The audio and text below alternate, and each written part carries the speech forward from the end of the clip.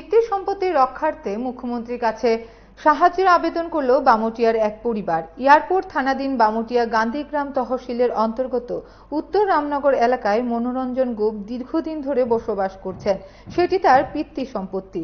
এতদিন ধরে স্ত্রী সন্তানদের নিয়ে বসবাস করলেও কোনো সমস্যা ছিল না, কিন্তু যখনই ওনার বাড়ির সামনে দিয়ে জাতীয় সড়ক যায় এবং বাড়ির পিছনে ওএনজিসির কাজ শুরু হয়, তখন থেকে স্থানীয় কিছু জমি মাফিয়া তাদের উচ্ছেদ করে সেই সম্পত্তি দখল করার চেষ্টা শুরু করে। বিভিন্নভাবে হুমকি ধমকি প্রদর্শন করা হয় বলে অভিযোগ। এমনকি কয়েকজন মিলে দলিল তৈরি করে সেই জমি নিজেদের নাম করে নেন বলেও অভিযোগ।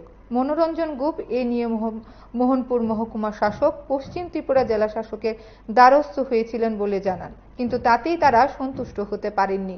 তাই অবশেষে সংবাদ মাধ্যমের মুখোমুখি হয়ে রাজ্যের মুখ্যমন্ত্রীর নিকট কাতর আবেদন জানিয়ে পরিবারটি এ বিষয়ে কি বলেছেন শুনুন। আমি এখানে থাকি, মুখ্যমন্ত্রীর কাছে আমার একটু আবেদন যে আমি যাতে আমার পরিবার নিয়ে এখানেই থাকতে পারি, কেউ যাতে আমার সন্তান স্বামীকে কোনো কিছু না করতে পারে, ওএনজিসি মাফিয়া পার্টি যাতে আমাদেরকে কোনো ক্ষতি না করতে পারে। মুখ্যমন্ত্রীর কাছে আবারই আবেদন করতেছি যে আমার সমস্যাটা যাতে একটু দেখে মুখ্যমন্ত্রী, আমরা যাতে শান্তিমতো এখানে বাস করতে পারি, এটুকুই আমার কথা।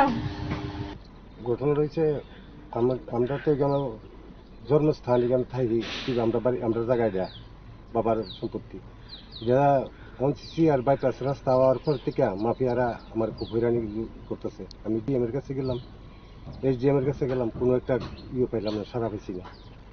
ওখানে আমি মুখ্যমন্ত্রী মানিক শাহর কাছে আবেদন রাখুন আমার এটা সুষ্ঠু তদন্ত। আর ওএনজিসির অফিসাররা আমার খুব হয়রানি করতেছে, খুব জ্বালা যন্ত্রণা দিতেছে। কন্ট্রাক্টর তাই নিয়ে আমার ঠেক দিতেছে, বালা বন্ধ করলে এখান থেকে মানের সময় যেতাম গা, আর নাইলে অসুবিধা দিব।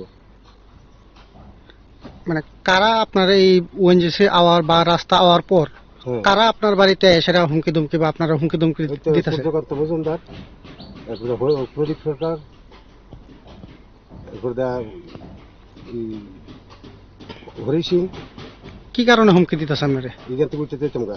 আপনার জায়গা সেটা আপনি উঠা যাওয়ার লাগে তারা হুমকি দিব কেন? নিশ্চয়ই কিছু একটা স্বার্থ আছে। কি বিষয়টা আপনি কি 2 নম্বর বিভাগটা দলিল সার্ভেল বাই করছে, বাই করে আছে আমার কাগজ, ভুয়া কাগজ বানাইছে, মানে আমার কিছু দিতাম গা। তারপরে তো ওইখান থেকে উঠতে গিয়ে তোর আমরা 20-50 লাখ টাকা জানাই উঠতে গিয়ে ঘুরলে মেরে নাম। জায়গা আপনার, জায়গা আমরা, আপনার জায়গার বহু কাগজ বাই করছে তারা।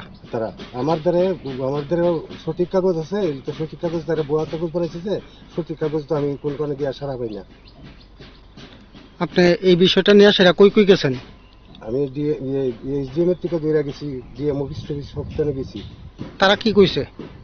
তার থেকে তো কোনো সারা পাইছি না। এখন আপনি মানে কি চাইতেছেন এই বিষয়টা নিয়ে সেটা? আমার এটা মুখ্যমন্ত্রীর কাছে গিয়ে আমার কথাটা পৌঁছুক।